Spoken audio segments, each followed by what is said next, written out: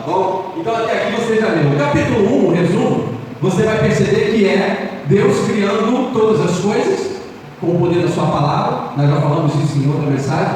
E também ele formou o homem. No capítulo 1 tem um resumo de que ele formou o homem, e ali já deu uma ordem, já entendendo que a mulher também seria sua companheira, enfim. O capítulo 2, o resumo do capítulo 2, é que Deus, você pode olhar e conferir, ele fez um jardim chamado Éden, Jardim do Éden. E é interessante começar a lembrar que palavras têm significado e intenção, não é só na Bíblia, mas em qualquer lugar. E aí o que acontece? Éden significa, lá no seu, realmente na etimologia da palavra, parque de deleites.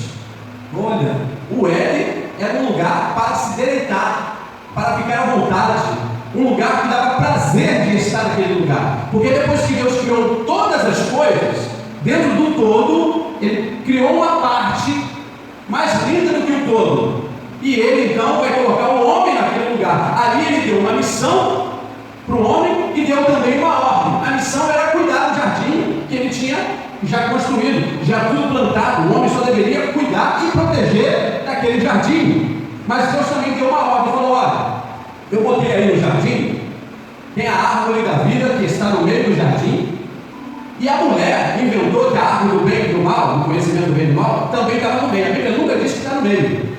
Se você ler direitinho, a Bíblia não diz que as árvores estavam uma do lado da outra, como a gente vê no filme. O que estava no meio do jardim era a árvore da vida, e no jardim havia a árvore do conhecimento. O que vai acontecer? Teve lá o Pison, o Gilon, o Tigres, que em algumas versões é o Idéquio, e o tal do Eufrates.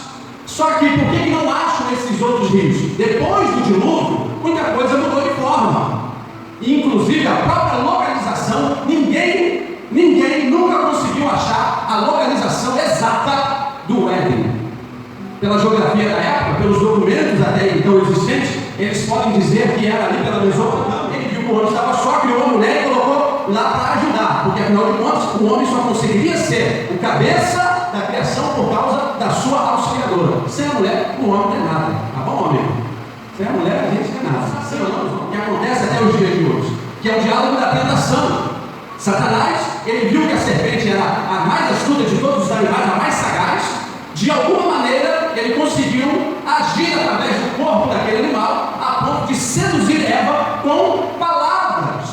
E ele começou uma conversa mole ali, e começou a falar, a insinuar coisas que a Eva talvez gostaria de ouvir da parte de Deus, ou da parte de Adão, mas ela nunca ouviu. E então aquela conversa mole no ouvido, porque a tentação é assim, irmãos. A tentação, se eu fosse explicar melhor sobre a tentação, a gente vai ver que a gente tem um domínio total sobre qualquer tentação. A gente cai por uma decisão dentro da nossa alma, você sabe disso. A gente cai porque a gente decidiu não tinha o desejo por uma coisa que ela deveria não mexer, que era conhecer mais do que devia. Tem coisa que não é para a gente saber. Por isso que Deuteronômio 29 está escrito que as coisas ocultas são para Deus, as reveladas são para o homem. Se Deus falou que não era para tocar na árvore do conhecimento do bem e do mal, não era para eles tocarem na árvore do conhecimento do bem e do mal. E aí o Satanás vem usando justamente o quê? Essa tentação, distorcendo palavras, jogando a mulher contra o seu Criador. E aí o que vai acontecer? Ela come, e aí ela ainda come a desgraça e dá para o marido para se ter a causa da vergonha de ter pecado. Já viu que quando a pessoa erra, ela está caminhando na fé, na igreja, direitinho, aí ela cometeu o erro, e todos nós estamos passivos a cometer o erro.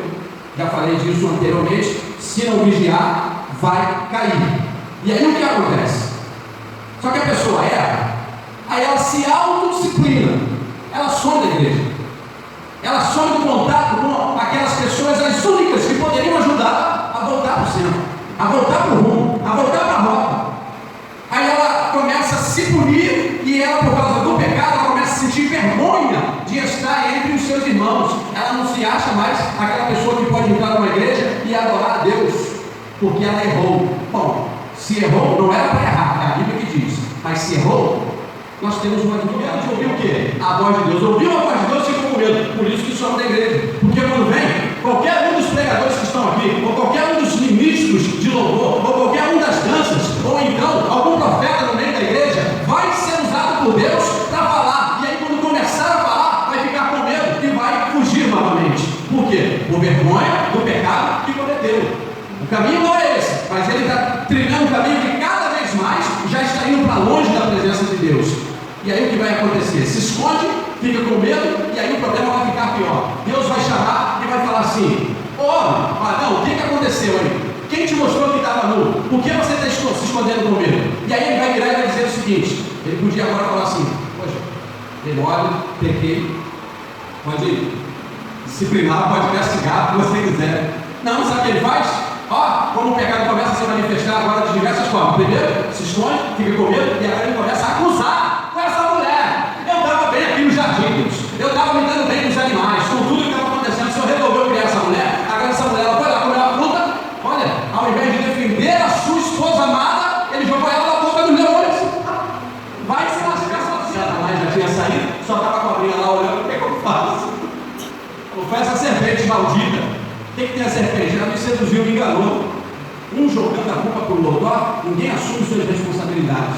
Ninguém assume suas culpas. Ó, se esconde, fica com medo, acusação, transferência de responsabilidade, e aí não vai faltar. Que aí ele vira para a serpente, e a serpente não ri como se defender, ele fala: maldita tu serás. Tu vai agora rastejar sobre o pó e tu vai comer pó a vida inteira agora. Está vendo aí a mulher? Vocês dois vão ser inimigos. Agora tem uma coisa: o fruto dela vai pisar na tua cabeça, mas você vai ferir o calcanhar dela. Você é homem, você errou bastante, mas antes de eu falar com a tua mulher, vem cá, o que foi, Senhor? Você, porque pegou a fruta, comeu a fruta e deu a fruta para o marido e ainda jogou a culpa na serpente, sabe o que vai acontecer agora contigo? Por quê?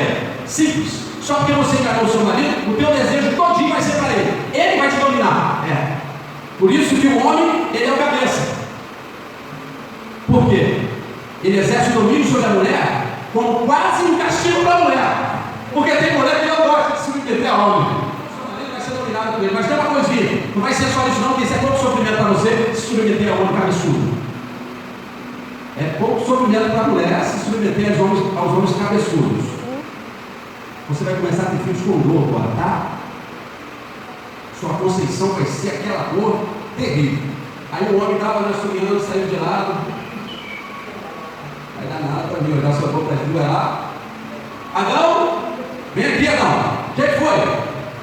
A terra agora ficou amaldiçoada por tua causa, porque foi tu que recebeu a ordem e você não estava perto da sua mulher, deixou ela ser seduzida pela serpente. Agora o pecado de todo mundo, a desobediência à minha ordem que eu te dei, agora traz maldição para o mundo. Sabe o que vai acontecer? Sabe aquele jardim lindo? Primeira coisa: vocês dois peguem suas malinhas e saia do meu jardim.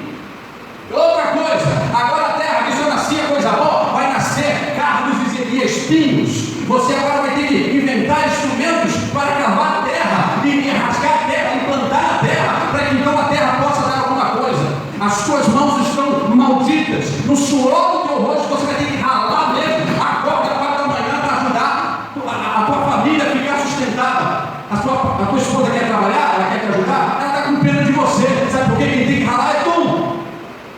Maldito foi a terra por causa da tua desobediência, homem. Eles foram expulsos. E eu pedi para você frisar essas duas palavras, porque eu vou fazer um paralelo agora. Versículo 22, Deus falou: provavelmente reuniu a Trindade e falou: eles são como um de nós. Agora eles já sabem o bem e o mal. Se eles comerem na árvore da vida, não vai ter mais jeito. O que a gente faz então? Tira ele do jardim. Não mata não. Deixa agora eles ir embora e tocar a vida. Mas o que você vai fazer? Eu preciso fazer alguma coisa, porque eu estou proibindo eles de tomar e comer. Eu não quero que eles tomem do fruto e comam do fruto e permaneçam eternamente nessa condição. O que você vai fazer, Deus?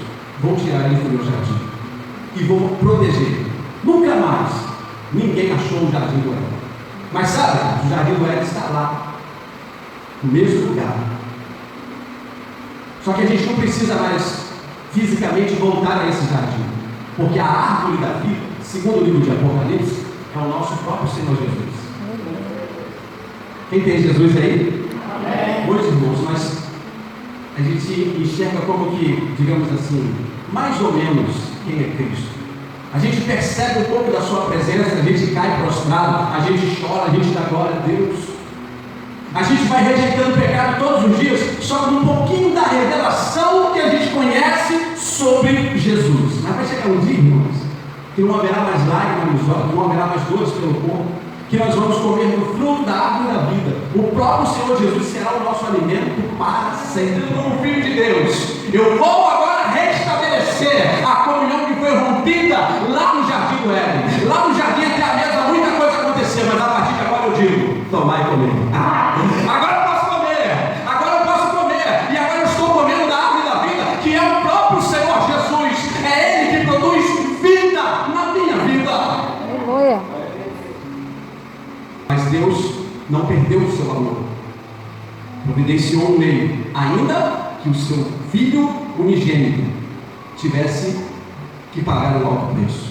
Aí agora a gente vai a Cristo e troca de essência. Agora a gente tem da essência do que é bom dentro de cada um de nós. Você consegue fazer coisa boa, você consegue amar, você consegue perdoar, você consegue ajudar o próximo. Sabe por quê? Porque a essência foi trocada. Quando a pessoa não consegue fazer isso, ela é orgulhosa, ela é ruim, ela não tem um encontro com Jesus, porque a essência não foi. A gente quer chegar a Deus. Jesus é o caminho, que é a porta de entrada, Ele é a verdade, porque Ele nos purifica e Ele é a vida, porque lá dentro a gente recebe a vida.